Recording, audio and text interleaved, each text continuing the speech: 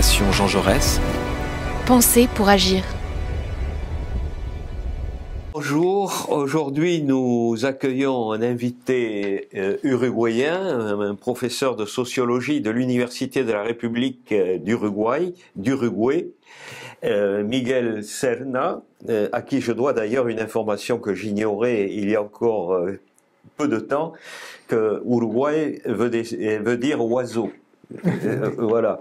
Mais non, nous n'allons pas parler d'oiseaux aujourd'hui, nous allons parler d'un thème beaucoup plus sérieux, de la place des femmes dans un certain nombre de pays d'Amérique latine, la place des femmes au niveau des emplois les plus qualifiés, dans les milieux politiques comme dans les entreprises.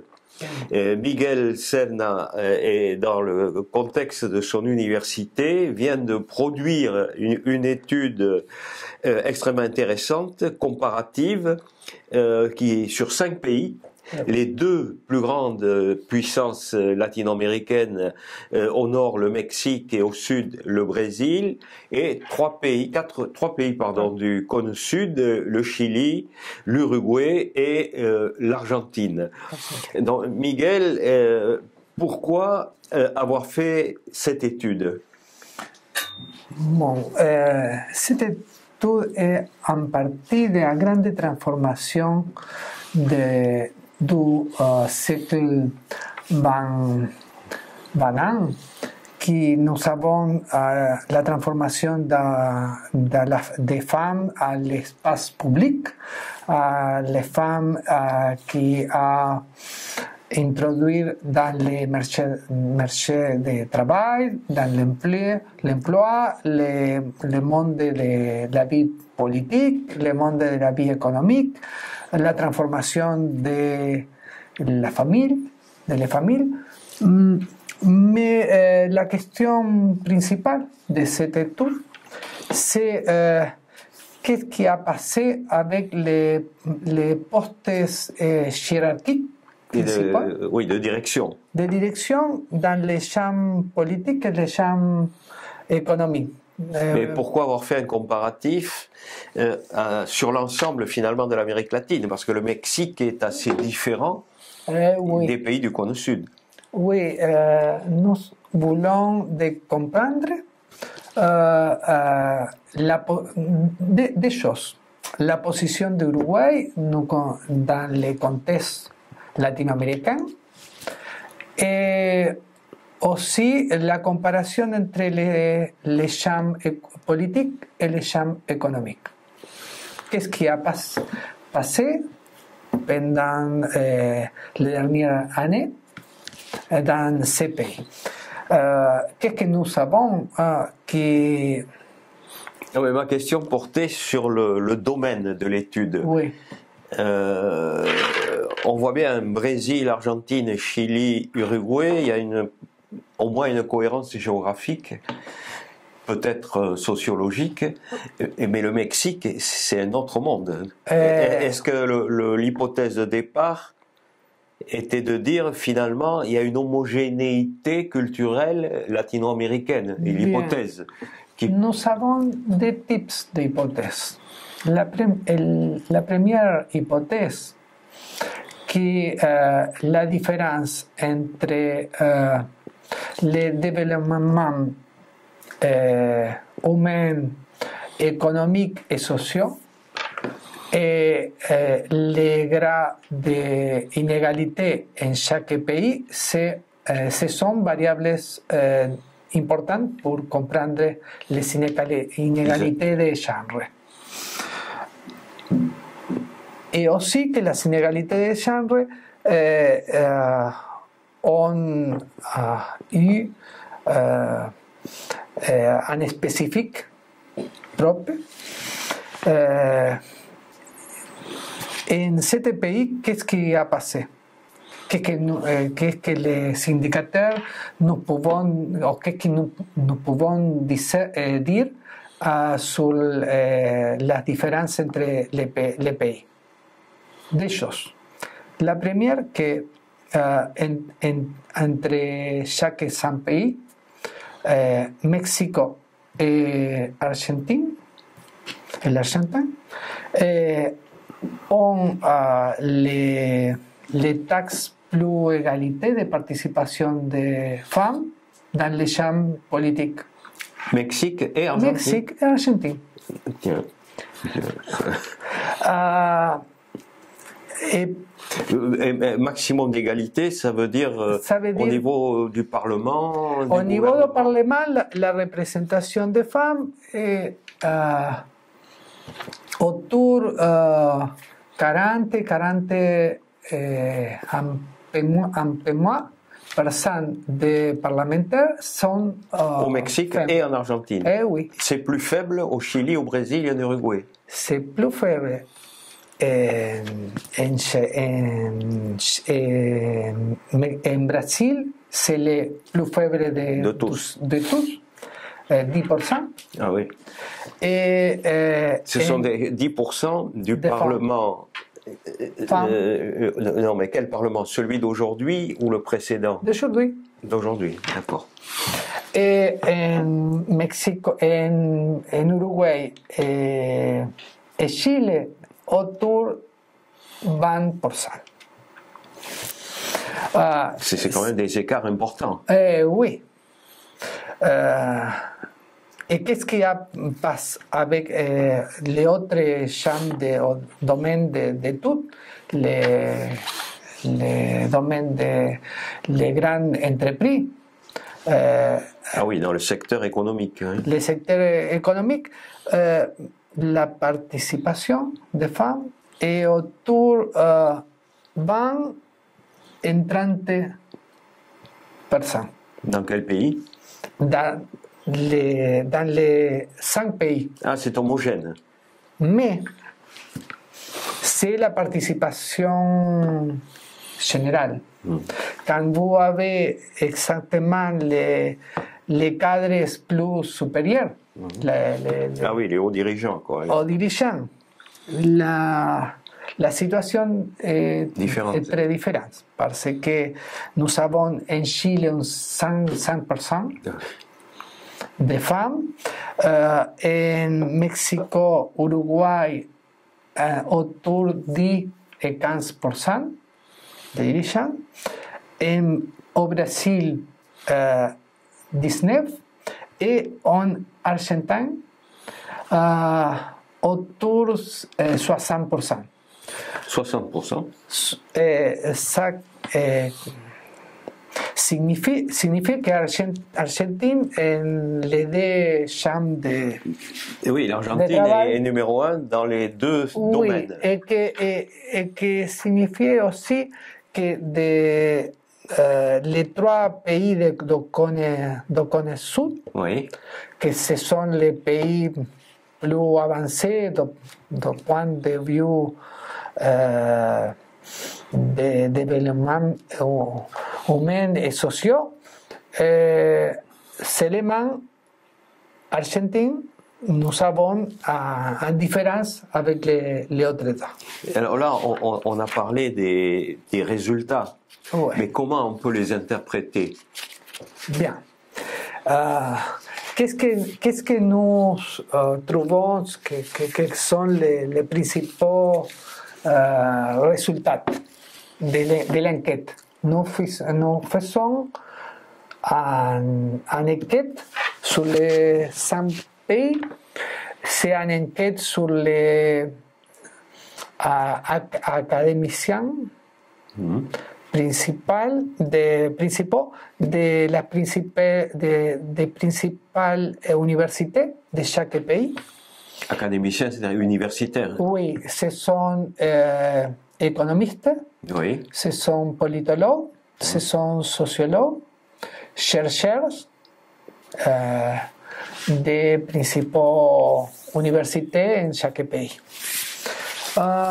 Qu'est-ce que nous... les résultats principaux.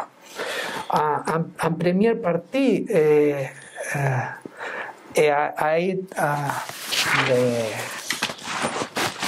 la question principale est comme les académiciens ont perçu les inégalités de genre en chaque pays. Et le résultat a dit que la reconnaissance des droits des femmes est plus basse en tous les pays. Autour de 60% de les enquêtes, los encuestados, Investigación, encuestas, los encuestadores. Les 60% des personnes qui ont répondu. Han dit que en son pays,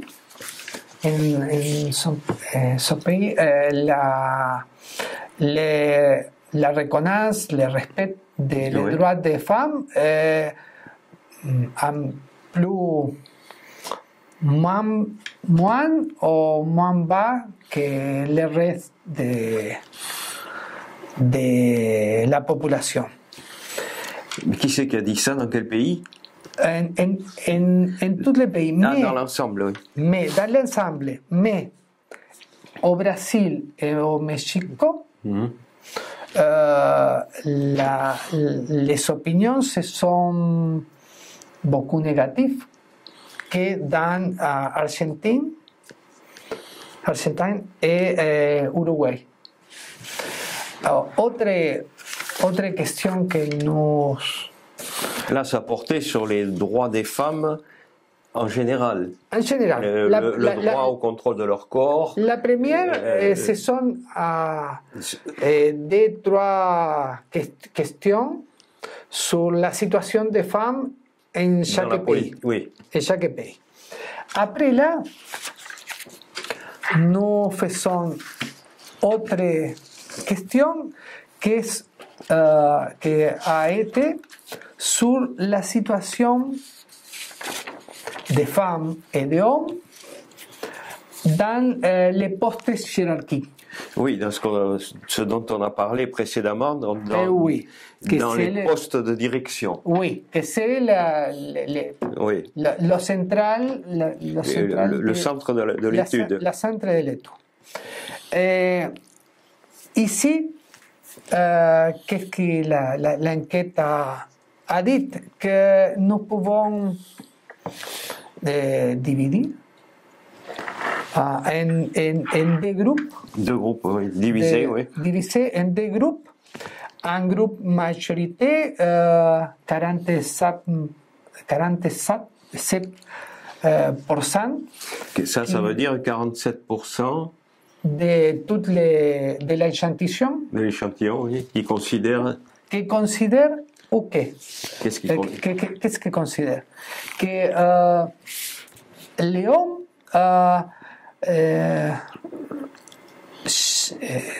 les hommes sont plus favorisés que les femmes. Donc 46%, c'est la moyenne. 46%, c'est la moyenne. Mais autre groupe. Sauf que je vois pour le Brésil et le Chili, c'est pas les mêmes chiffres.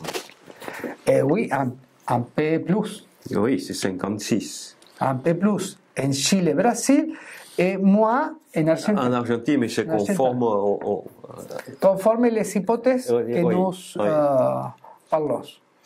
Et un autre groupe, autour de 40%, qui a dit que si bien que les hommes sont favorisés plus favorisés que les femmes, dans les derniers temps, ils ont observé un progrès des femmes qui dans les postes supérieurs. Dans l'accès aux postes supérieurs.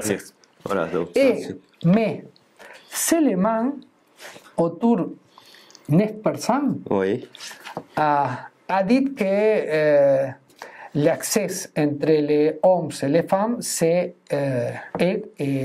égal, est le même. Il est parfait, quoi. C'est parfait. Il y a un équilibre Ouais. Bien. C'est 46% qui considèrent que c'est les hommes qui sont favorisés et 42 pratiquement qui Oui. considèrent que non, les femmes ont les mêmes... Mais avec des différences quand même entre pays. Oui. Les autres perspectives de l'étude est la perspective de genre. Pourquoi? Parce que quand nous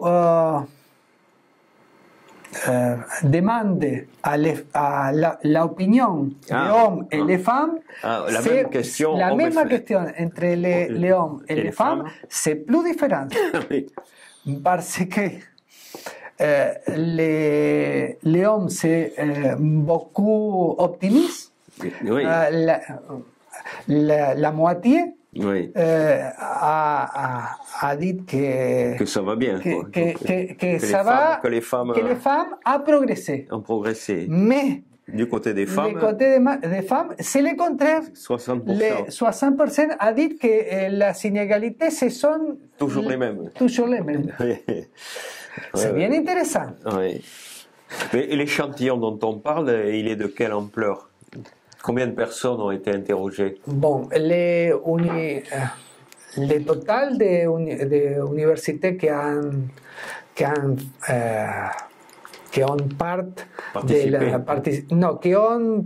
de l'étude, ce sont 3500 universités que nous ont envoyé l'enquête et que l'échantillon qui a répondu, ce sont autour 350 de personnes ou personnes de l'univers total de 3000 oui. Personnes sollicitées. Oui. Et ça fait quoi?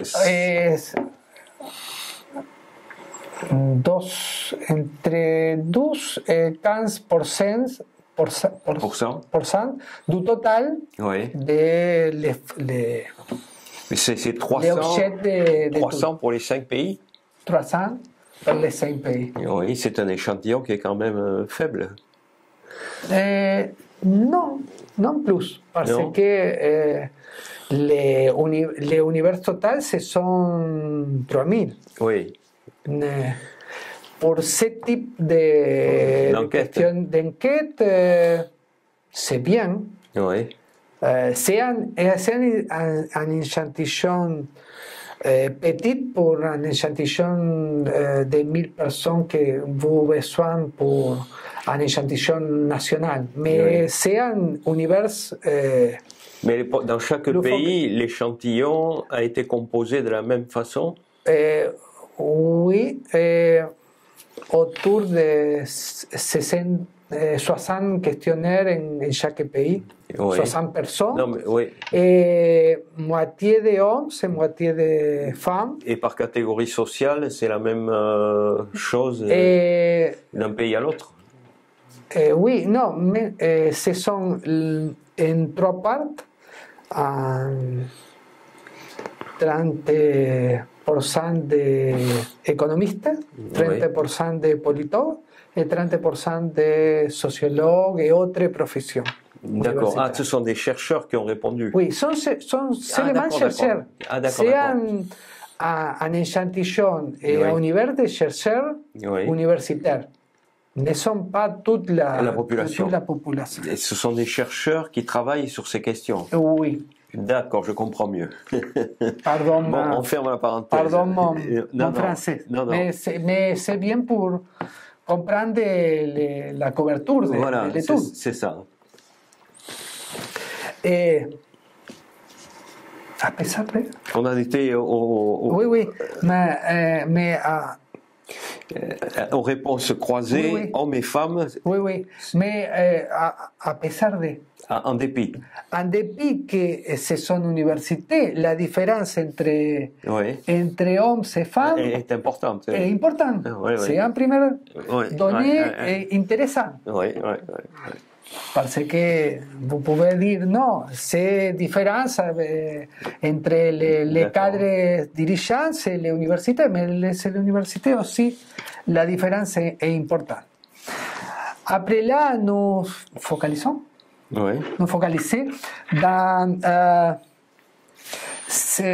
l'opinion sur Dans la politique. dans la politique, si les experts, les universitaires qui ont été consultés on dit si l'accès des hommes et des femmes dans les domaines, dans les champs politiques, c'est égal? Non. Égal? C'est le même? C'est le même ou non? Ou est-ce qu'il y a des difficultés pour les femmes? Difficultés, conditions Ouais. d'algun type. Quelqu'un dit 63%, Ça veut dire 63-64% Oui. a reconnu que oui, Les femmes avaient plus. les femmes avaient certaines conditions différentielles, barrières, C'est plus compliqué pour les femmes. plafond de verre pour les femmes que pour les hommes. Donc la moyenne, c'est 63, 63 dans les domaines politiques. avec des différences par pays. Oui. C'est en Uruguay qu'on considère qu'il y a le plus de difficultés. Oui. Uruguay et Brésil. Et le Brésil, oui. Ce sont de chaque pays que la quantité, le pourcentage de femmes est moins que le reste. Oui. Et par le contraire, nous avons le cas de Mexico et Argentine que moi Et Chili. et moi, mais la proportion qui a répondu que non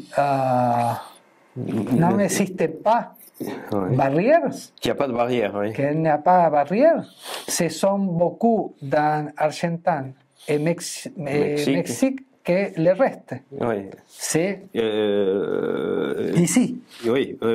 30% de les enquêtés Oui.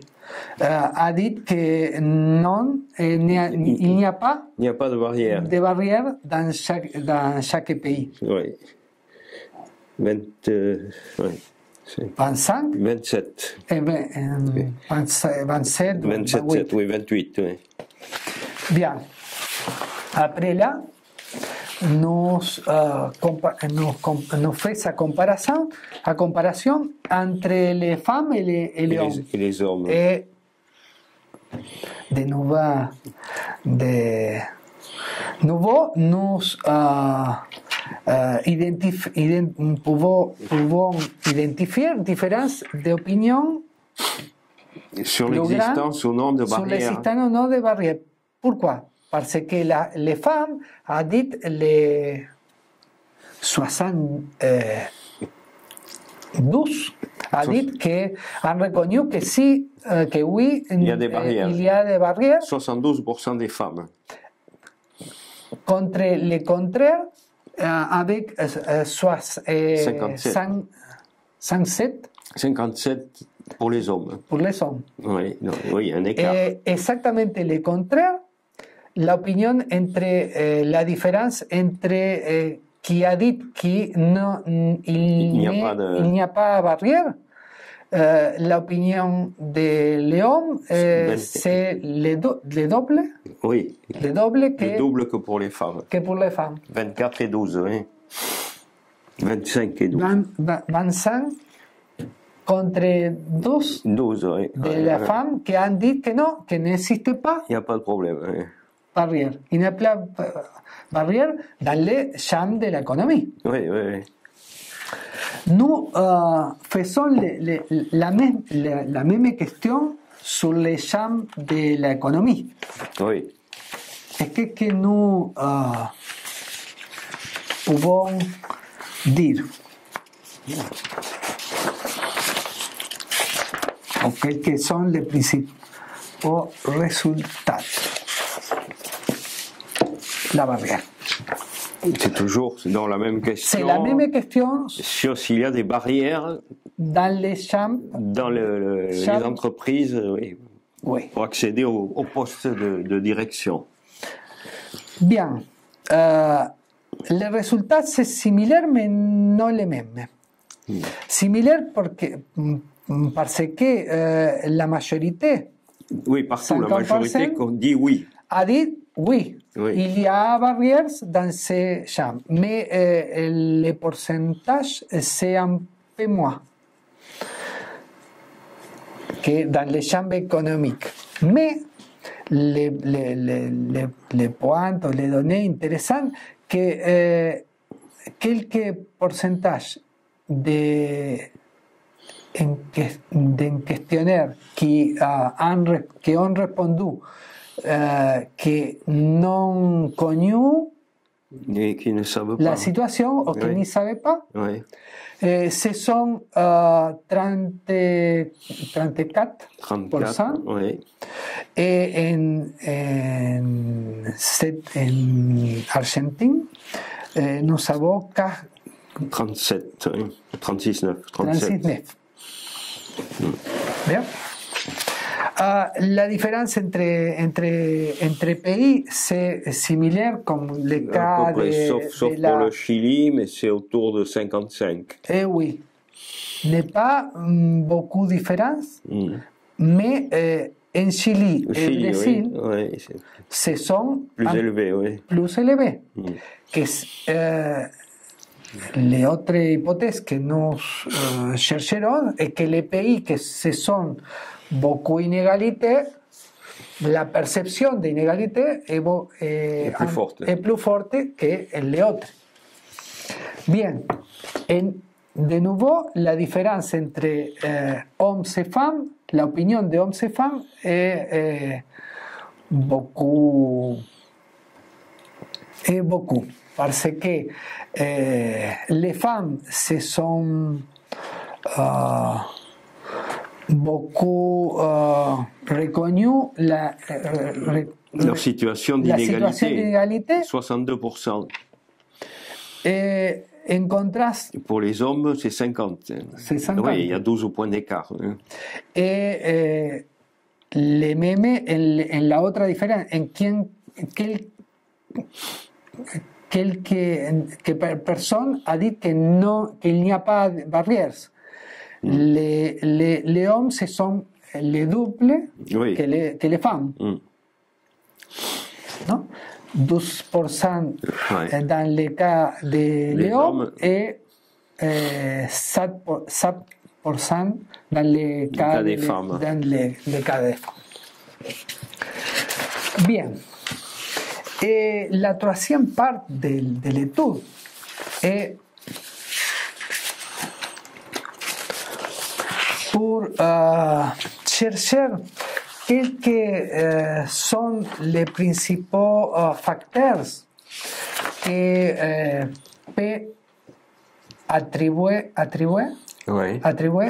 la différence entre les femmes et les hommes dans les postes hiérarchiques. Dans les différences dans les situations réelles ou dans les perceptions? Dans la perception de quels facteurs nous devons souvenir. Et alors, quelles sont les conclusions? Ils sont les experts dans ces champs d'études.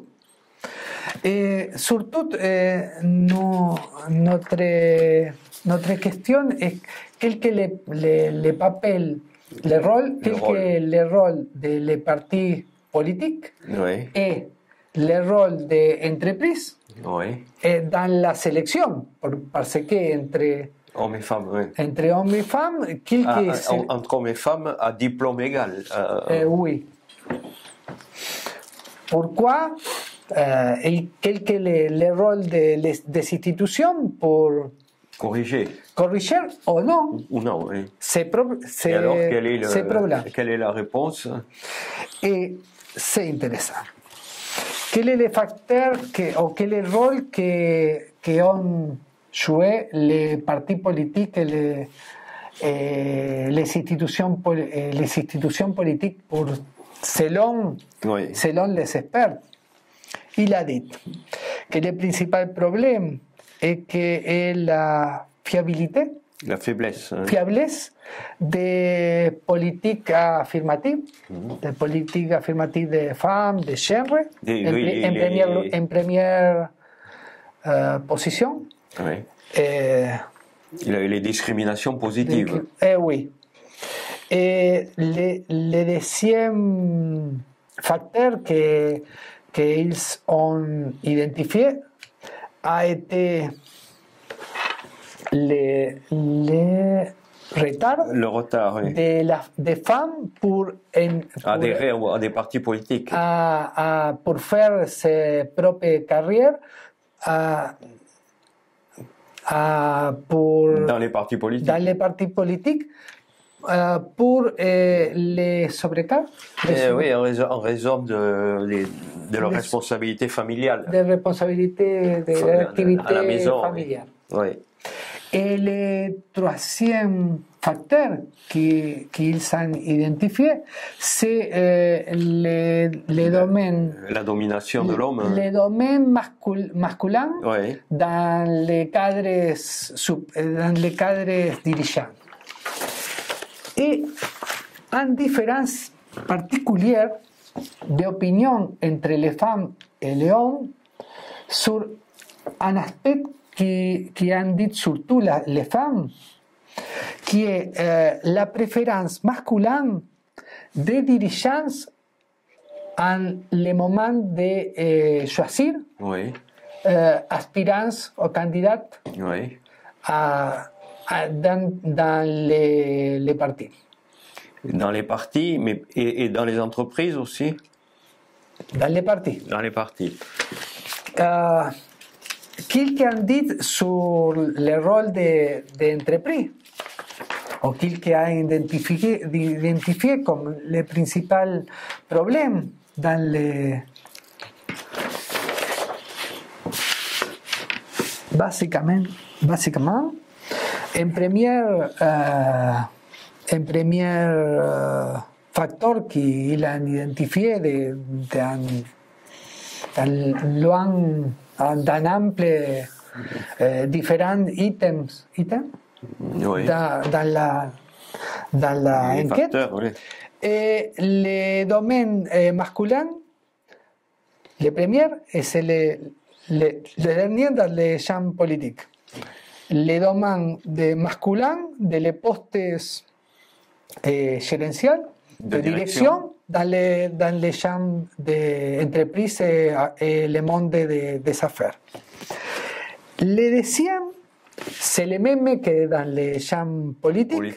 que les femmes retardent son ingres de carrière gérenciale, dans l'entrée de carrière gérenciale, parce que elles avaient beaucoup de charges familiales. Et la même chose que pour la politique. Et le troisième obstacle qu'elles ont identifié, ce sont que dans les associations patronales, dans les associations de grandes entreprises, ce sont tout domaine par les hommes. Si, c'est-à-dire qu'elles entrent dans un domaine où il n'y a que des hommes. Qu'il n'y a aucune femme, tout homme. Oui. Donc, si on répète, il y a 3 points. Il y en a un qui est commun, oui. C'est celui des responsabilités familiales, la vie de famille, qui repose encore beaucoup sur les femmes. Mais dès ce sont... Et les deux autres, c'est... Les troisièmes, et que les associations de patronat et d'entreprises, ce sont toutes hommes. Des hommes, oui. Et le premier point? Et le premier point est que les postes supérieurs de direction de grandes entreprises se sont dominés par les hommes. Par les hommes, oui. Donc il y aurait une solidarité, ça veut dire qu'il y aurait une solidarité de sexe qui créerait un filet inconscient à l'admission des femmes dans un cercle fermé. Y quelqu'un peut être intéressé de la comparaison entre les champs politiques et les champs économiques. Que dans les champs économiques, les obstacles et autre point de l'enquête qui est qui facteurs a favorisé la participation des femmes. Ce sont facteurs institutionnels, non? Politique publique, le rôle des partis, etc., etc. Mais les champs des entreprises, ce sont les domaines des marchés. C'est un domaine qui les facteurs structurels de la discrimination entre les hommes et les femmes est plus forte que dans le monde de la politique. Oui, parce qu'il n'y a pas le correcteur institutionnel. Exactement. Et est-ce que cette étude propose quelque part, je ne vais pas dire des solutions, mais des. Est-ce que c'est l'objet de l'étude ou pas, de faire des propositions? Non, je n'écoute pas. C'est uniquement une photographie. Je n'écoute pas de dire quels que les politiciens et quelles que les personnes qui doivent faire la politique doivent faire. Mais non, suggérer des pistes de travail ou des choses, si on veut que. Oui, les pistes, ce sont, bon, les pistes sont, quelle que la situation qui, comme la situation est perçue par le monde académique, la situation des élites, qu'effectivement, nous pouvons dire que... Nous pouvons dire que les plafonds de verre continuent. Mais aussi, pour la partie les académiciens, aussi, nous pouvons dire qu'il y a certains changes sociétales qui aussi nous pouvons trouver dans le monde des post-privilégiés. Mais que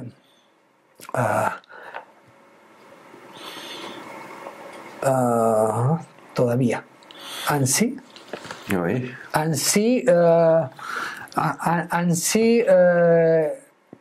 nous devons transiter beaucoup pour l'égalité.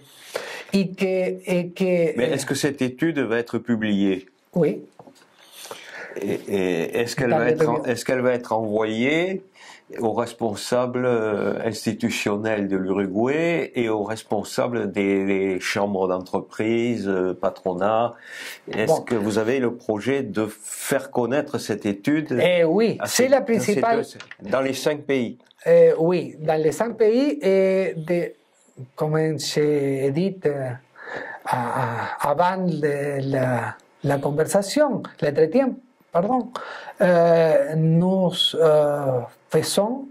on fait des enquêtes plus focalisées sur Uruguay. Ce qui n'avait pas été précisé au début de l'entretien, au-delà du comparatif, il y a 2 enquêtes particulières sur les mêmes sujets, mais qui portent uniquement sur l'Uruguay.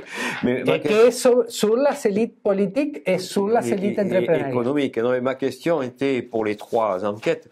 Si ces enquêtes vont rester dans une armoire de l'université, ou si elles vont être envoyées aux responsables actuels de la politique et de l'économie, des entreprises. Justement, l'idée principale est que vous avez dit, intéressant que l'enquête peut être un insumo, Envoyé ou lu. un outil pour qu'il doit faire Pour changer. et qu'ils se sont Ouais. responsabilité de faire les politiques publiques. Parce que on dit les académiciens et aussi les acteurs que nous faire enquête en mon pays, que les facteurs institutionnels, les institutions, les partis politiques, les entreprises, ce sont organisations beaucoup responsables. Responsables, oui. Donc, qui peuvent faire modifier ou non la situation. Ma dernière question en conclusion, c'est, bon, vous êtes en France, je crois l'Institut des hautes études d'Amérique latine, pour présenter cette enquête, ses résultats et ses conclusions. Ce qui veut dire que, et ce qui est certain, ce qui est vrai, c'est que cette enquête concerne aussi et intéresse aussi en France ou dans d'autres pays d'Europe. Elle va être publiée en espagnol. Est-ce qu'il est prévu une traduction en français? Je ne peux dire pas todavía. Je ne peux pas dire, oui. Je ne peux pas dire, mais quel que l'intéresse? L'intérêt, c'est la comparaison entre Amérique latine et la France, et que dans la France, nous avons une littérature sur le sujet, sur les sujets beaucoup important, et beaucoup important dans les champs de sociologie. Le comparatif est intéressant. Et le comparatif est intéressant. Comme j'ai dit avant l'entretien, le commence de cette recherche avait un antécédent. Une autre enquête comparative qui a été faite dans Europe. Oui, en Italie. Non, les auteurs, ce sont italiens. Ah, d'accord. Mais l'enquête a été comparative sur le même sujet. Sur le même sujet en Europe. C'est pourquoi c'est intéressant la comparaison entre résultats entre différentes régions du monde. C'est pour ça qu'il serait intéressant d'avoir, je ne sais pas si l'Institut des hautes études d'Amérique latine a prévu quelque chose ou pas, mais ça serait intéressant d'avoir ce comparatif. Bien, merci Miguel. Non, j'avais quand même une dernière question. Est-ce que parmi l'échantillon interrogé, tu as répondu également aux questions en tant que chercheur uruguayen? Est-ce que tu as été chercheur participatif de ton enquête? Non. Non, parce que je ne peux être partie. À le même temps, partie observateur. Oui, d'accord. C'est pourquoi je n'ai répondu ma propre enquête. Bon, non, merci. Non, je remercie à vous, à l'Observatoire. Alors, en attendant la traduction éventuelle de cette étude au complet, nous avons demandé en tant qu'Observatoire d'Amérique latine à la Fondation Jean Jaurès à Miguel de nous présenter en 2 feuillets les principaux résultats de cette enquête. Ce qu'il a accepté, donc il sait qu'il a un engagement à notre égard. Merci. Je remercie, un plaisir d'être ici. Très bien. Toutes les conférences et entretiens de la Fondation Jean Jaurès sont à retrouver en podcast sur notre site jeanjaurès.org et sur notre chaîne YouTube. Fondation Jean Jaurès. Pensez pour agir.